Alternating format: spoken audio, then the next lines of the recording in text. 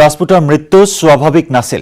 এই সন্দেহ প্ৰকাশ কৰি খোদ মুম্বাই আৰক্ষীয়ে ৰুজু কৰিছে গোচৰ। মুম্বাই আৰু পাটনা আৰক্ষীয়ে পৃথকে পৃথকে এই ঘটনাৰ অনুসন্ধান চলাই লাভ কৰিছে বহু ৰহস্যজনক তথ্য।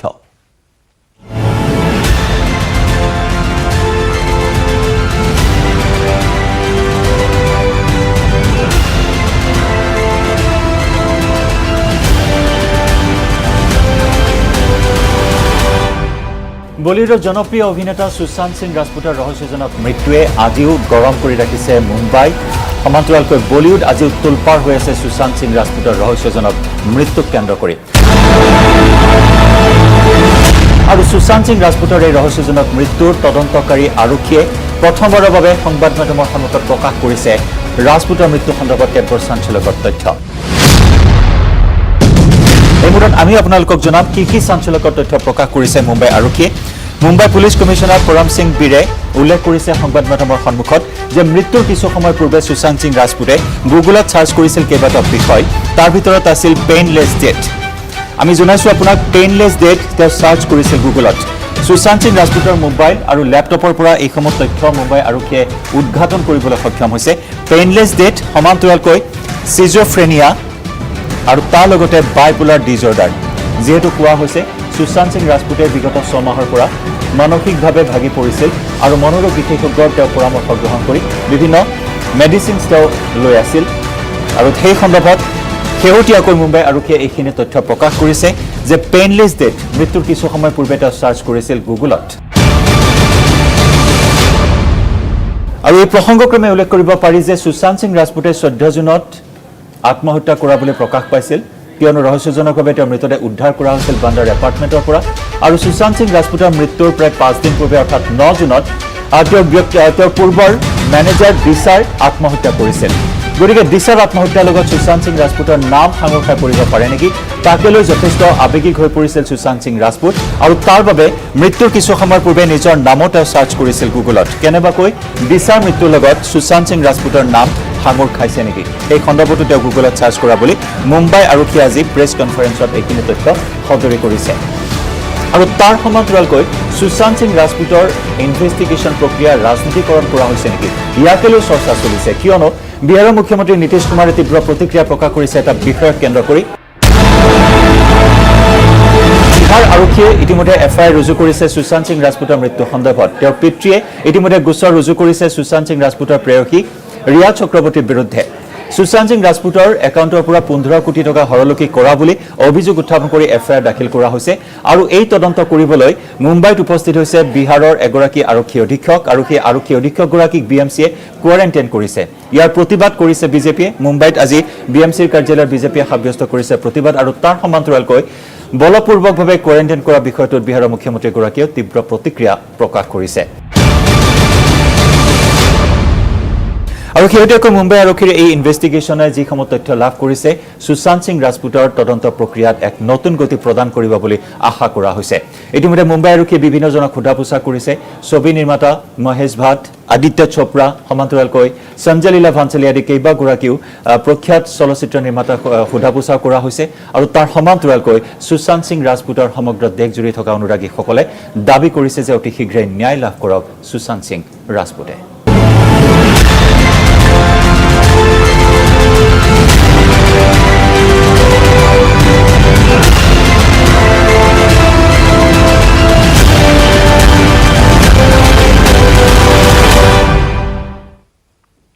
মাজুলীত ভয়ংকৰ ঘটনা, দলং ভাগি নৈত পৰিল 18 জনকৈ লোক। কেমেৰাৰ সন্মুখতে সংঘটিত হ'ল এই ভয়ংকৰ ঘটনা। নামনি মাজুলীৰ লুইতপৰীয়া পঞ্চায়তৰ শ্ৰীৰামপুৰত সংঘটিত হয় এই অঘটন।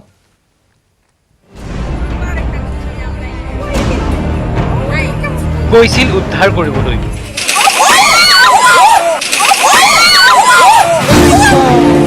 উদ্ধাৰ কৰিবলগীয়া হ'ল তেওঁলোকক।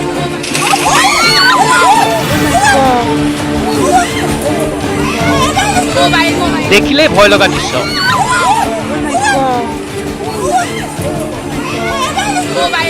বাৰিষাৰ নদীৰ কোবাল হ'ল, তাতে দলং ভাগি পৰিল বহুজন। লগে লগে সোঁতে উটুৱাই নিলে কেইবাজনকো। নামনি মাজুলীৰ লুইতপৰীয়াৰ শ্ৰীৰামপুৰৰ ঘটনা এয়া বাৰিষাৰ ব্ৰহ্মপুত্ৰৰ সুঁতি কোবাল সোঁত ঘাঁহ কাটিবলৈ যোৱা 3জন লোক নাওসহ নিয়ন্ত্ৰণহীন হৈ পৰিছিল সুঁতিটোত আৰু তিনিওকে উদ্ধাৰ কৰিবলৈ সুঁতিটোৰ ওপৰত থকা বাঁহৰ দলংখনতে গোট খাইছিল প্ৰায় অৰ্ধ শতাধিক লোক বাঁহৰ দলংখনতে খাপ পিটি লোক 3জনক উদ্ধাৰ কৰিছিল স্থানীয় লোকসকলে দলঙৰ ওপৰলৈ তুলিবলৈ চেষ্টা কৰিছিল সৰু নাওখনো সকলো ঠিকেই আছিল পিছে বাঁহৰ দলংখনে সহিব নোৱাৰিলে অতবোৰ মানুহৰ ভাৰ চকুৰ সন্মুখতে মেৰমেৰাই ভাগি পৰিল বাঁহৰ দলংখন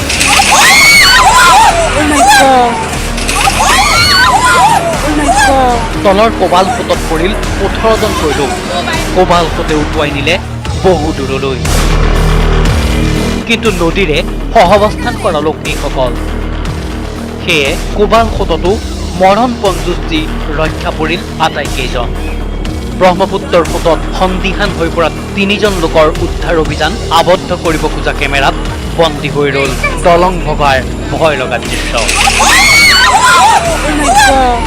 কোনো লোকৰ হানি বিঘিনি নহ'লেও বাঁহৰ দলংখন ভাগিল বৃহত্তৰ নামনি মাজুলীৰ লোকসকলৰ গড়মূৰ কমলাবাৰীলৈ যোগাযোগৰ একমাত্ৰ দলংখনো ভাগি পৰাত এতিয়া যথেষ্ট অসুবিধাৰ সন্মুখীন হৈছে অঞ্চলটোৰ লোকসকল মাজুলীৰ পৰা Sanjit Sambara news 18 Assam north east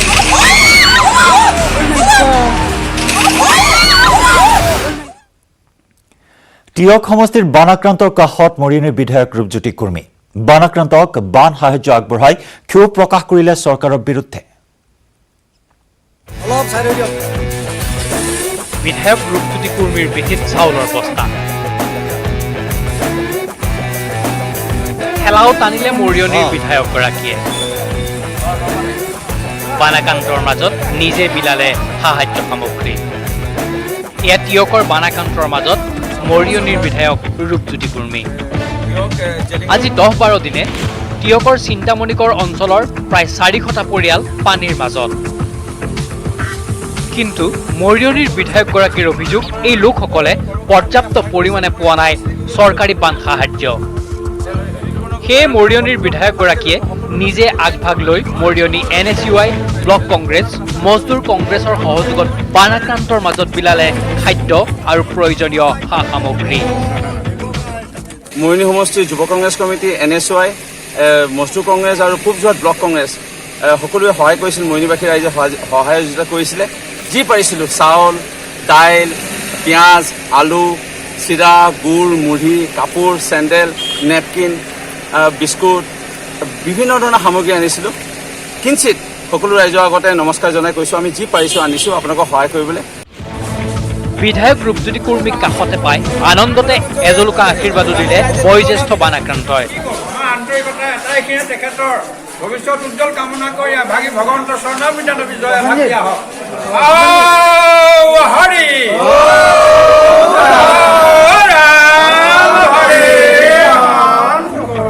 আনহাতে বানাক্ৰান্ত চিন্তামণি গড়বাসীক চৰকাৰে পৰ্যাপ্ত বান সাহায্য প্ৰদান নকৰাৰ অভিযোগ তুলি চৰকাৰক কঠোৰ সমালোচনা কৰে বিধায়কগৰাকীয়ে নিজৰ সমষ্টি MLA আমাৰ ইয়াত অহা নাই গতিকে আমি দুখ পাইছোঁ গতিকে আন এটা সমষ্টিৰ MLA মহোদয়ে আমাক যি সহায় কৰিলে তাৰ বাবে আমি সেই কুৰ্মী ছাৰলৈ আমি ধন্যবাদ জ্ঞাপন কৰিছোঁ আৰু ভৱিষ্যত তেওঁ উজ্জ্বল কামনা কৰক আৰু দেশৰ কাৰণে আগবাঢ়ি আহক টিয়কৰ বানাক্ৰান্তৰ কাষত মৰিয়নিৰ বিধায়ক ৰূপজ্যোতি কুৰ্মী উপস্থিত হোৱা কাৰ্যক স্থানীয় ৰাইজে শলাগ লোৱাৰ বিপৰীতে টিয়কৰ বিধায়িকা ৰেণুপমা ৰাজখোৱাই আজি পৰ্যন্ত খবৰ নোলোৱাত উজাৰিলে ক্ষোভ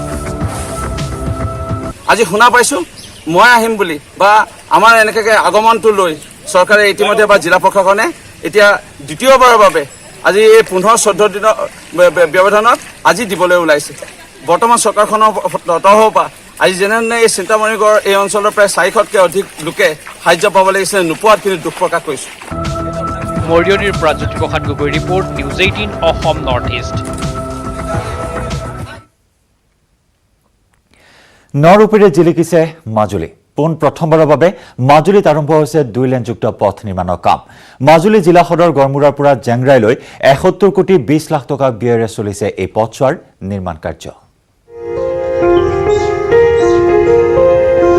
নৰূপেৰে জিলিকিছে মাজুলী। বানে ধোৱা মাজুলীত এতিয়া উন্নয়নৰ চমক।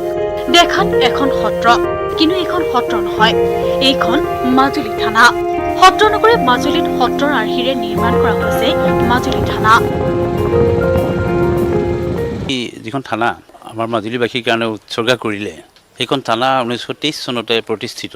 ইতিহাস জড়িত হৈ আছে। মুখ্যমন্ত্ৰী মহোদয়ে এই 4 বছৰৰ ভিতৰত মাজুলীত যিমানখিনি উন্নয়ন কৰিলে, স্বাধীনতাৰ পিছত তেনেকুৱা আমি উন্নতি দেখিবলৈ পোৱা নাই। কেৱল এইখন আৰক্ষী থানাই নহয়, মাজুলীত সমান্তৰালভাৱে চলিছে বহুকেইটা প্ৰকল্পৰ কাম। মাজুলীত পোনপ্ৰথমবাৰৰ বাবে আৰম্ভ হৈছে 2-লেনযুক্ত পথ নিৰ্মাণৰ কাম। মাজুলী জিলা সদৰ গড়মূৰৰ পৰা জেংৰাই 2-লেনযুক্ত পথ 71 কোটি 20 লাখ টকা ব্যয়েৰে নিৰ্মাণৰ কাম চলি আছে। আনহাতে ইতিমধ্যে সম্পন্ন হৈছে আন বহুকেইটা পথৰ নিৰ্মাণ কাৰ্য। সৰ্বানন্দ সোণোৱাল ডাঙৰীয়াই মাজুলীৰ সমস্যাসমূহক সম্পদলৈ কেনেকৈ ৰূপান্তৰ কৰি মাজুলীক বিশ্বৰ মানচিত্ৰত এক নতুন দিগন্তৰে জিলিকাই তুলিব পাৰি, মাজুলীৰ বিভিন্ন চুকে কোণে বিভিন্ন উন্নয়নমূলক কাম কাজেৰে মাজুলী মানুহৰ জীৱনক কিদৰে উদ্ভাসিত কৰি তুলিব পাৰি, তাৰ বাবে নিশ্চিতভাৱে তেখেতে সুন্দৰ পদক্ষেপ লৈছে আৰু আমি সঁচাই আনন্দিত, আমি গৌৰৱ অনুভৱ কৰিছোঁ। 8 কোটি টকা ব্যয় সাপেক্ষে আটকধুনীয়াকৈ নিৰ্মাণ কৰা হৈছে মাজুলীৰ জলসম্পদ কাৰ্যালয় আৰু অতিথিশালাও। জলসম্পদ বিভাগৰ যি মাণ্ডলিক কাৰ্যালয়, এই কাৰ্যালয় তেখেতে এটা কাৰণে মাজুলীত ইমান চেষ্টাৰে তেখেতে কৰি উঠিছে যাতে মাজুলী জলসম্পদ বিভাগে মাজুলীত থাকি মাজুলীখনক সুৰক্ষা প্ৰদান কৰিব পাৰে। তেখেতে অসমৰ মাননীয় মুখ্যমন্ত্ৰী সৰ্বানন্দ সোণোৱালদেৱে মাজুলীক অন্তৰৰ পৰা হৃদয়ংগম কৰিব পাৰে। তেখেতে মাজুলীবাসীক ভাল পায়, মাজুলীৰ কাৰণে কাম কৰি যোৱা তেখেতৰ যথেষ্ট হেঁপাহ আছে। মাজুলীবাসীৰ ৰাইজৰ সুবিধা হোৱাকৈ 1 কোটি টকা ব্যয়েৰে নিৰ্মাণ হৈ উঠিছে মাজুলী ভৱন। ইয়াৰ উপৰিও মাজুলী জিলা ঘোষণা কৰাৰ পাছত মাজুলীত 1500 কোটিৰ ওপৰত বিভিন্ন বিভাগৰ অধীনত কাম চলি আছে। মাজুলী থানা, মাজুলী ভৱন, জলসম্পদ বিভাগৰ কাৰ্যালয়কে ধৰি সম্পূৰ্ণ হোৱা বহুকেইটা প্ৰকল্প মঙলবাৰে মুকলি কৰিব সমষ্টিটোৰ প্ৰতিনিধি মুখ্যমন্ত্ৰী সৰ্বানন্দ সোণোৱালে।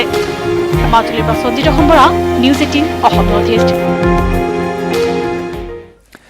পৰৱৰ্তী অংশলৈ যোৱাৰ পূৰ্বে দিনটোৰ শিৰোনামত লৈছো আন এটি চমু বাণিজ্যিক বিৰতি। বৰপেটাত লাভ জেহাদৰ ভয়াৱহ ৰূপ। লাকি শৰ্মা বুলি পৰিচয় দি মুছলমান যুৱকে জামুগুৰি হাটৰ পৰা পলুৱাই অনা এগৰাকী নাবালিকাক উদ্ধাৰ।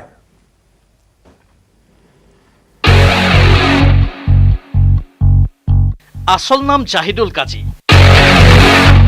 ভুৱা পৰিচয় লাকি শৰ্মা। ভুৱা পৰিচয়েৰে জাহিদুলে পলুৱাই নিলে এগৰাকী 14 বছৰীয়া নাবালিকা। লাভ জেহাদৰ এই ঘটনাক লৈ বৰপেটাৰ সৰ্থেবাৰীত পুৱাই উত্তেজনা। লাকি শৰ্মা বুলি তেওঁৰ নামটো কৈ মিছা নাম কৈ এই ছোৱালীজনীক হয়তো প্ৰেমত ফচাই কিনে মুছলমান ল'ৰা দুদিন ধৰি তেওঁ লৈ আহিছে। ঈদৰ সময়ত গোৱা মাংস খোৱাৰ কাৰণে ছোৱালীজনীক যথেষ্ট পৰিমাণে গোটেই ফেমিলিটোৱে প্ৰেছাৰ কৰা বুলি আমি জানিব পাৰিছোঁ ছোৱালীটোৰ মুখৰ পৰা। আৰু তাই সেই বস্তুটো বাৰে বাৰে অগ্ৰাহ্য কৰি আহিছিল আৰু সেই সময়তে তেওঁ স্পষ্টভাৱে গম পাইছিল যে এইটো আচলতে এটা মুছলমান ফেমিলি। জাহিদুল কাজী তেজপুৰৰ জামুগুৰিহাটৰ এগৰাকী নাবালিকাক বৰপেটালৈ পলুৱাই নিছিল জাহিদুলে। জামুগুৰিহাটত এক্সকেভেটৰ চলাই জীৱিকা অৰ্জন কৰা জাহিদুলে লাকি শৰ্মাৰ পৰিচয়েৰে প্ৰেমৰ সম্পৰ্ক গঢ়ি তুলিছিল নাবালিকাগৰাকীৰ সৈতে। আনকি টেলিফোনত জাহিদুলৰ পিতৃও দিছিল ভুৱা পৰিচয়। পিছে বৰপেটাৰ বেছিমাৰীৰ জাহিদুলৰ ঘৰত উপস্থিত হৈ নাবালিকাগৰাকীয়ে বুজিব পাৰিলে জাহিদুলৰ চলনাৰ কথা। নাবালিকাগৰাকীয়ে জাহিদুলৰ ঘৰৰ পৰা পলায়নৰ সুযোগ বিচাৰি থকাত নাবালিকাগৰাকীক তলাবন্ধ কৰি ৰাখি নানা ধৰণে শাৰীৰিক আৰু মানসিক অত্যাচাৰ চলায় জাহিদুলৰ পৰিয়ালে। অৱশেষত সোমবাৰে আজানৰ সময়ত সুযোগ বুজি পলায়ন কৰে নাবালিকাগৰাকীয়ে। পুৱাই নাবালিকাগৰাকীয়ে জাহিদুলৰ ঘৰৰ পৰা পলায়ন কৰি সৰুক্ষেত্ৰীৰ কহিয়া বড়োচুপাৰ এটা পৰিয়ালত আশ্ৰয় লয়। নাবালিকাগৰাকীক পিছে পিছে খেদি অহা জাহিদুলৰ পৰিয়ালৰ লোকে নাবালিকাগৰাকীক জোৰকৈ লৈ যোৱাৰ চেষ্টা চলায় যদিও পৰিয়ালটোৱে বাধা দিয়াত ব্যৰ্থ হয় জাহিদুল।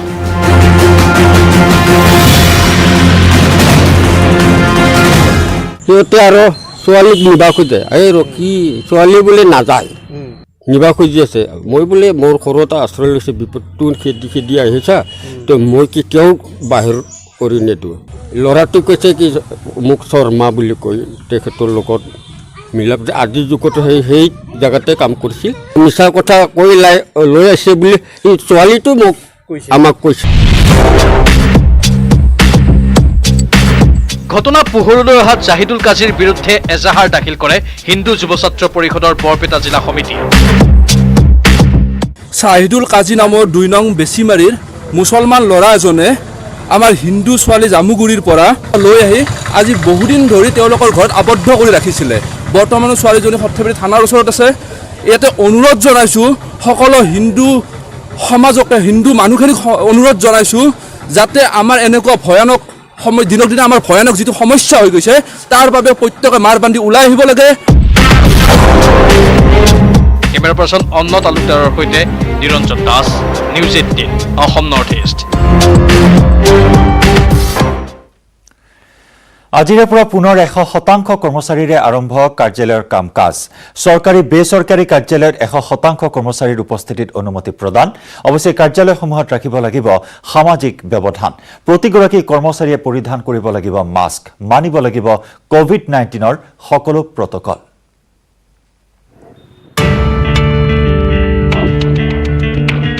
এশ শতাংশ কৰ্মচাৰীৰ উপস্থিতিৰে সোমবাৰৰ পৰা আৰম্ভ হ'ল চৰকাৰী কাৰ্যালয়।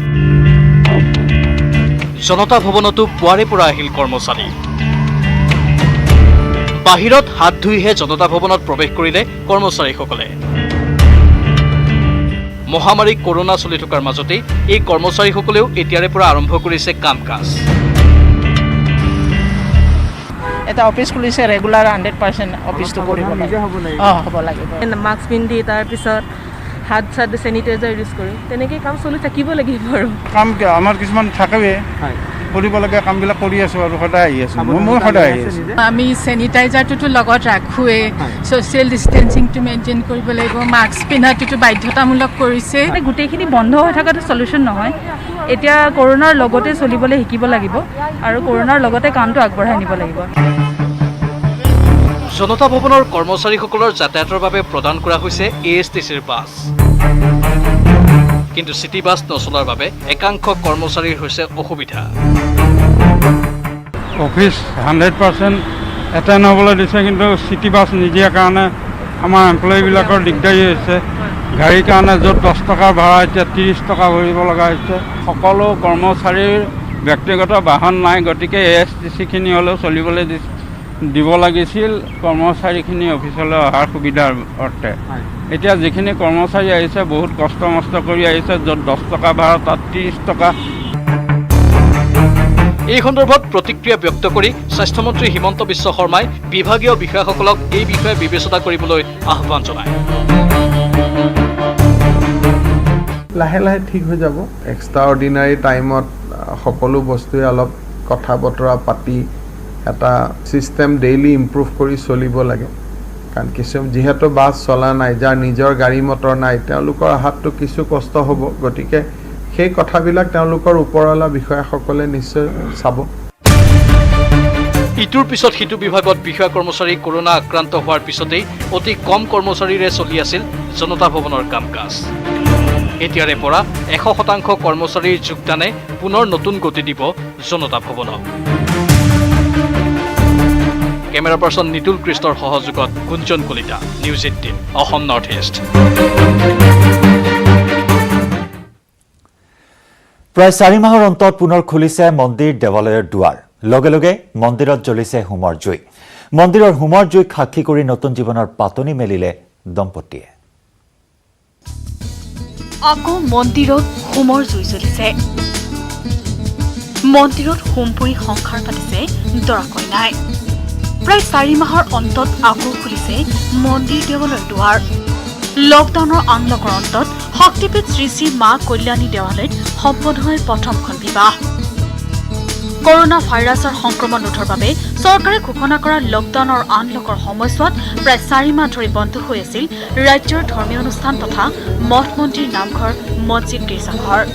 শেহতীয়াকৈ ধৰ্মীয় অনুষ্ঠানত সীমিত জনসমাগমৰ অনুমতিৰে নীতি নিয়মৰ ক্ষেত্ৰত কিছু শিথিলতা অনাত পুনৰ প্ৰাণ পাই উঠিছে ধৰ্মীয় অনুষ্ঠানসমূহ।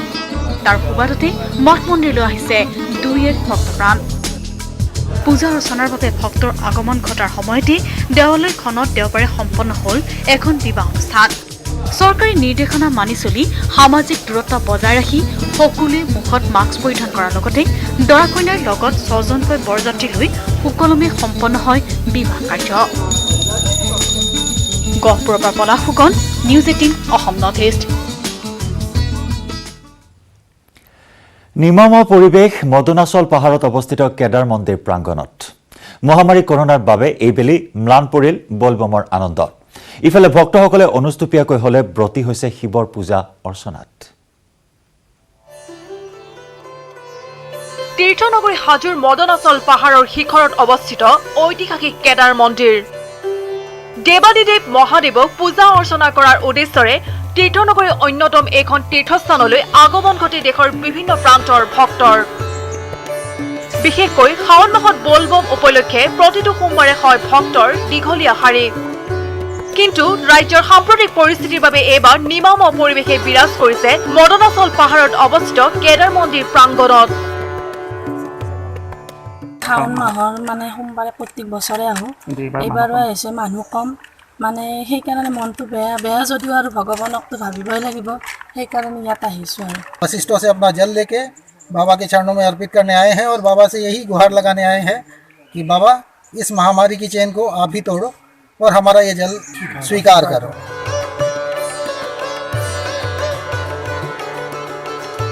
মহামাৰী কৰোনাৰ বাবে এইবেলি ম্লান পৰিল বলবমৰ আনন্দ। ইফালে ভক্তসকলে অনুষ্টুপীয়াকৈ হলেও ব্ৰতী হৈছে শিৱ পূজাৰ অৰ্চনাত। তাৰ মাজতে কেইগৰাকীমান ভক্ত বশিষ্ঠাশ্ৰমৰ পৰা আহিছে ঐতিহাসিক এই কেদাৰ মন্দিৰলৈ।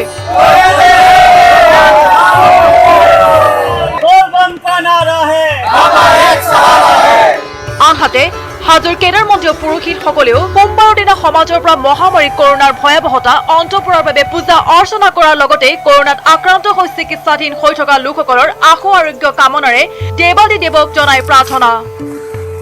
এই মহাপ্ৰভু ভক্তসকলৰ মনৰ অভিষ্ট সিদ্ধি কৰি গ্ৰহাগতি এই ৰোগ আদি নাশ কৰি নিৰাময় কৰি নিৰ্বিঘ্নেশ্বৰূপে নিৰাময় কৰি ৰাজদ্ৰৰ জয় কৰি সুপুত্ৰমান সুমংগল সুবিধান কৰি বহু কল্যাণেৰ কৰো কেদাৰ বাবা সন্তুষ্ট হওয়া ভক্তৰ মনৰ অভিষ্ট সিদ্ধি কৰিব প্ৰভু।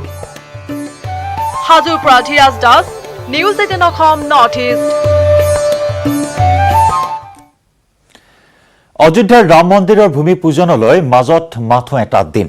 বুধবাৰে অনুষ্ঠিত হ'ব ৰাম মন্দিৰৰ ভূমি পূজন। ৰাম মন্দিৰৰ ভূমি পূজনত অংশগ্ৰহণ কৰিব প্ৰধানমন্ত্ৰী নৰেন্দ্ৰ মোদীয়ে। আৰু এই ভূমি পূজনক লৈ অযোধ্যাত এতিয়া উৎসৱমুখৰ পৰিৱেশ।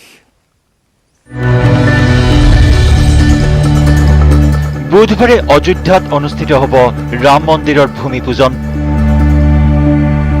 ৰাম মন্দিৰৰ ভূমি পূজনৰ প্ৰস্তুতি সম্পূৰ্ণ। মাজত মাত্ৰ কেইটামান মুহূৰ্ত। ৰাম মন্দিৰৰ ভূমি পূজনত অংশগ্ৰহণ কৰিব প্ৰধানমন্ত্ৰী নৰেন্দ্ৰ মোদীয়ে, যাৰ বাবে নিৰাপত্তাৰ অভেদ্য দুৰ্গত পৰিণত হৈছে অযোধ্যা। বুধবাৰে দুপৰীয়া 12:30 বজাত 40 কেজি ওজনৰ এটা ৰূপৰ ইটাৰে ভূমি পূজনৰ শুভাৰম্ভ কৰিব প্ৰধানমন্ত্ৰী মোদীয়ে। এই অনুষ্ঠান তথা মহামাৰী কৰোনা ভাইৰাছৰ সংক্ৰমণৰ বাবে ব্যাপক সতৰ্কতামূলক ব্যৱস্থা গ্ৰহণ কৰা হৈছে। মোদী নিৰাপত্তাৰ বাবে যুৱ আৰক্ষীৰ ব্যৱস্থা কৰা হৈছে। 3500 অতিৰিক্ত বাহিনী মোতায়েন কৰা হৈছে অযোধ্যাত। পূজনস্থলীত ধাৰাবাহিকভাৱে কৰা হৈছে কোভিড টেষ্ট। কোভিড নিগেটিভ অতিথিৰ প্ৰৱেশতহে অনুমতি প্ৰদান। আমন্ত্ৰিত হৈছে দেশৰ বহু ভিআইপি ভিভিআইপি। আৰু এই ভূমি পূজনক লৈ অযোধ্যাত এতিয়া উৎসৱমুখৰ পৰিৱেশ। ন কইনাৰ দৰে সজাই পৰাই তোলা হৈছে সমগ্ৰ অযোধ্যাক। সমগ্ৰ অযোধ্যাত লগোৱা হৈছে লাউড স্পীকাৰ, যাতে অযোধ্যাবাসীয়ে ঘৰত থাকিয়েই শুনিব পাৰে ভূমি পূজনৰ কাৰ্যসূচী, শুনিব পাৰে প্ৰধানমন্ত্ৰীৰ ভাষণ। Bureau report, news 18 Assam north east. আজি পবিত্ৰ ৰাখী বন্ধন। শাওনৰ তৃতীয়টো সোমবাৰ তথা পূৰ্ণিমাত দেশজুৰি পালন কৰা হৈছে ৰাখী বন্ধন। ৰাখী পূৰ্ণিমা উপলক্ষে ভাতৃ ভগ্নীৰ বাবে এটি বিশেষ দিন। অৱশ্যে কৰোনা আৰু লকডাউনে এইবাৰ ম্লান পেলালে ৰাখী বন্ধনৰ উৎসাহ উদ্দীপনাত।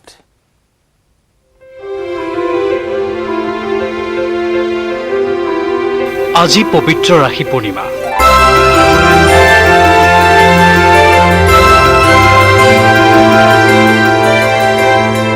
ৰাখী ৰাখী পূৰ্ণিমাৰ লগত সংগতি ৰাখি পালন কৰা হয় পবিত্ৰ ৰাখী বন্ধন।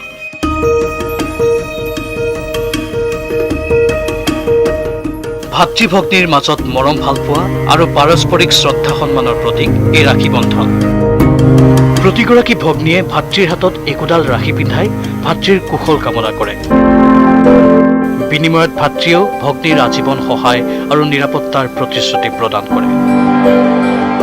কৰোনা মহামাৰীৰ সংকটৰ সময়ত দেশৰ লগতে অসমতো অনুষ্টুপীয়াকৈ পালন কৰা হয় এই ৰাখী বন্ধন কাৰ্যসূচী। ধুবুৰীত আৰক্ষীক ৰাখী পিন্ধাই সন্মান প্ৰদৰ্শন কৰে আস্থা গ্ৰুপে। পুলিচ ৰিজাৰ্ভত বিষয়া আৰু জোৱানসকলক পিন্ধোৱা হয় ৰাখী। सैनिटाइजर, मास्क इत्यादियों जुगान धरे।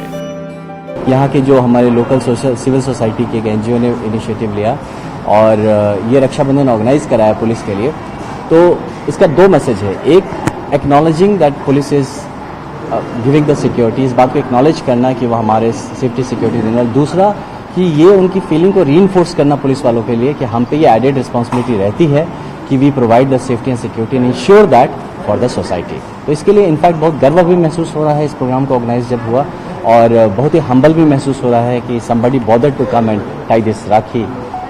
This is something of faith, ये भरोसा है। বটদ্ৰৱাটো কোভিড যোদ্ধাক ৰাখী পিন্ধালে মহিলাই। কৰোনা মহামাৰীৰ সময়ত সন্মুখৰ পৰা যুঁজ দিয়া আৰক্ষীক পিন্ধালে ৰাখী। কাজিৰঙাত ব্যতিক্ৰমী ৰূপত পালন কৰা হ'ল ৰাখী বন্ধন। গছপুলিক ৰাখী পিন্ধাই পালন কৰা হয় এই কাৰ্যসূচী। প্ৰকৃতিপ্ৰেমী সংগঠন দ্য কৰবেট ফাউণ্ডেশ্যনৰ উদ্যোগত কাজিৰঙা উচ্চ মাধ্যমিক বিদ্যালয়ৰ ছাত্ৰ ছাত্ৰীসকলৰ দ্বাৰা গছপুলিক পিন্ধোৱা হয় ৰাখী। 50 জোপা বৃক্ষৰোপণ কৰিছে, আমি খুব ভাল পাইছোঁ, আৰু আমি কথা দিওঁ যে আমি যেনেকৈ পাৰোঁ পুলিখিনি ডাঙৰ কৰাৰ চেষ্টা কৰিম। আৰু আমাৰ এই কামত আমাৰ বিদ্যালয়ৰ প্ৰধানমন্ত্ৰী সভাপতি মহোদয় পংকজ ডাঙৰীয়া আছে, তেখেতে যথেষ্ট সহায় কৰিছে, আগভাগ লৈছে, আৰু মই এই কাৰণে আটাইকে মোৰ এই সুযোগতে ধন্যবাদ জ্ঞাপন কৰিছোঁ। অৱশ্যে আমাৰ ডাঙৰকৈ আয়োজন কৰাৰ ইচ্ছা আছিল, কিন্তু যিহেতু এতিয়া কৰোনা পজিটিভ এটা কেছ চলি আছে ক'ভিড ভাইৰাছৰ, গতিকে আমি অনুষ্ঠিতকৈ আৰু সম্পূৰ্ণ সামাজিক দূৰত্ব আৰু মাস্ক পৰিধান কৰি আমি এই কাৰ্যসূচী ৰূপায়ণ কৰিছোঁ। মহানগৰীৰ নুনমাটি আৰক্ষী থানাতো ৰাখী বন্ধন পালন। সমাজকৰ্মী ঋতুপৰ্ণা ডেকাৰ নেতৃত্বত স্থানীয় মহিলাই পালন কৰে এই ৰাখী বন্ধন। নুনমাটি সংমণ্ডলৰ সহকাৰী আৰক্ষী আয়ুক্ত নীলোৎপল ডেকা, ভাৰপ্ৰাপ্ত বিষয়া পবিত্ৰ ভূঞাকে ধৰি সকলো আৰক্ষীক পিন্ধোৱা হয় ৰাখী। ৰাখী পিন্ধোৱাৰ পিছতেই মহিলাসকলক সুৰক্ষা প্ৰদানত গুৰুত্ব দিবলৈ আহ্বান জনোৱা হয়। Bureau report, news 18, Assam north east. বকলীয়া ঘাটৰ এজন অৱসৰপ্ৰাপ্ত সেনা বিষয়াৰ মহানুভৱতা। সংকটৰ কালত এটা অসহায় পৰিয়ালক সহায় কৰিবলৈ আগবাঢ়ি আহিল অৱসৰপ্ৰাপ্ত সেনা বিষয়া লীলাৰাম বাৰিক।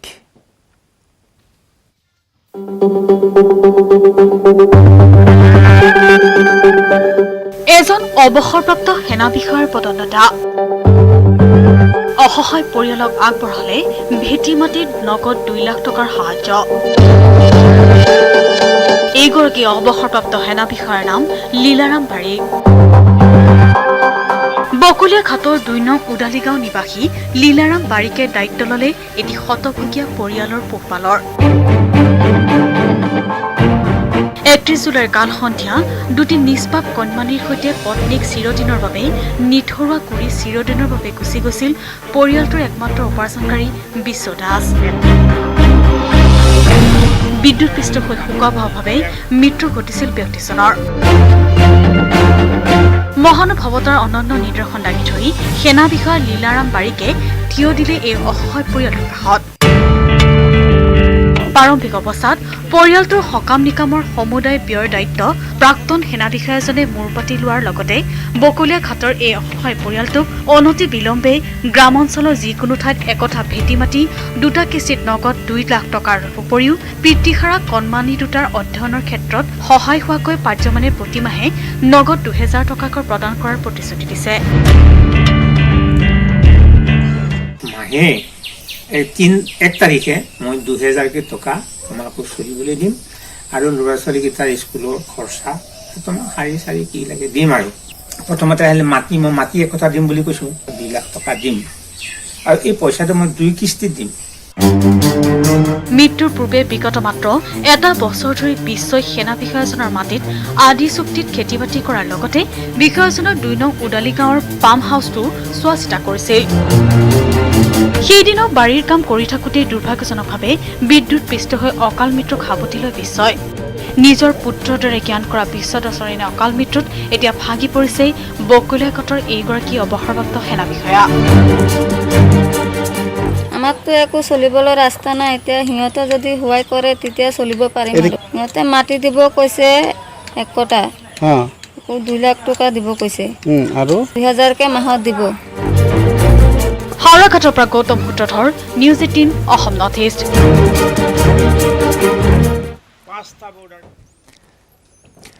ৰাজপথত নহয় এইবাৰ খেতি পথাৰত প্ৰতিবাদ।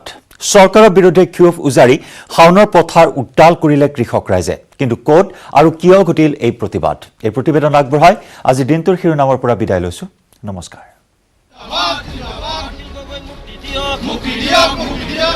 শাওনৰ পথাৰত কৃষি কৰ্ম প্ৰতিবাদ একেলগে।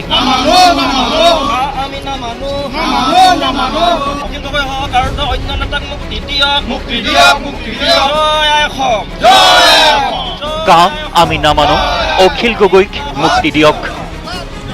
কৃষি কৰ্মৰ সমান্তৰালভাৱে প্ৰতিবাদৰ ধ্বনিৰে মুখৰিত কৃষিভূমি। মৰাণৰ চাংমাই গাঁও পথাৰ। এফালে হাতে হাতে কোৰ লৈ পথাৰত কেইবাবিঘা মাটিত একেলগে বোকা দিছে কৃষক মুক্তিৰ সদস্যই। আনফালে ৰোৱনীয়ে ৰুইছে আৰু তাৰ মাজতে প্ৰতিবাদ।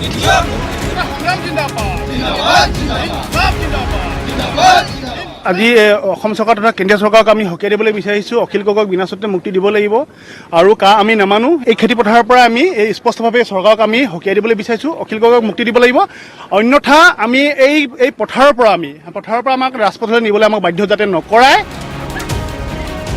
নাগৰিকত্ব সংশোধনী আইন বাতিলৰ দাবী আৰু অখিল গগৈক মুক্তিৰ দাবী জনোৱাৰ লগতে পথাৰ আৰু বজাৰ দখলৰ উদ্দেশ্যে এনেধৰণৰ প্ৰতিবাদী কাৰ্যসূচী গ্ৰহণ কৰে কৃষক মুক্তি সংগ্ৰাম সমিতিয়ে। অতি সোনকালে তেওঁলোকে অখিল গগৈ ডাঙৰীয়াক মুক্তি দিয়ক। তাৰ লগে লগে জাতিধ্বংসী যিখন নাগৰিকত্ব সংশোধনী আইন, এই আইনখন বাতিল কৰক। অন্যথা আমাৰ এই সংগ্ৰাম আমি ৰাইজৰ সহযোগত আমি তীব্ৰতৰ কৰি তুলিম। ইয়াৰ লগে লগে যদি পৰিস্থিতি কিবা উদ্ভৱ হয় তাৰ কাৰণে আমি জগৰীয়া নহয়, বিজেপি বা সৰ্বানন্দ সোণোৱাল চৰকাৰ ইয়াৰ কাৰণে জগৰীয়া হ'ব। মৰাণ আঞ্চলিক কৃষক মুক্তি সংগ্ৰাম সমিতি আৰু মৰাণ আঞ্চলিক ছাত্ৰ মুক্তি সংগ্ৰাম সমিতিৰ উদ্যোগত এই ভূঁই ৰোৱা কাৰ্যসূচীত অংশগ্ৰহণ কৰিলে বহু সংখ্যক পুৰুষ মহিলাই।